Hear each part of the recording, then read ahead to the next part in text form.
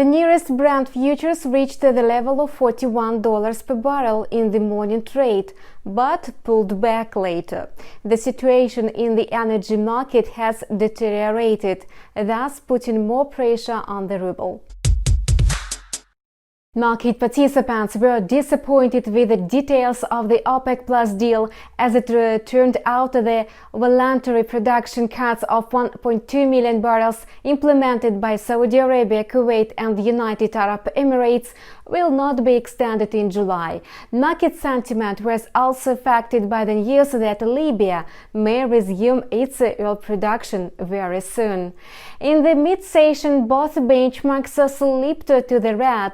Brent oil futures for August settled at $40.24 a barrel, which is 1.3% lower from the previous close.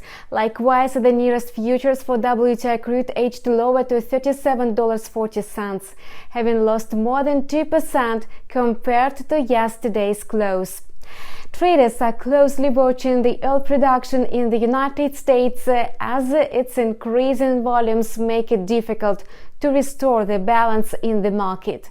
This raises worries about the increased oil supply, so investors prefer to take profit on WTI. The extension of the OPEC Plus agreement on output cuts has already been evaluated by traders. Therefore, oil prices may move downwards in the next coming weeks. Analysts at UBS and Goldman expect crude prices to drop to $35 per barrel. The Russian currency failed to settle below the level of 68.20 against the US dollar. Today, the ruble extended losses by more than 1% in the afternoon session.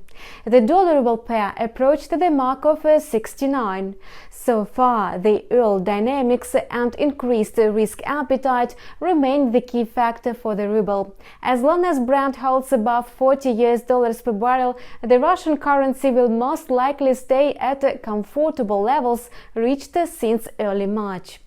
This week, the ruble's growth will be put on hold. It will probably consolidate gains near the mark of 70 against the American currency.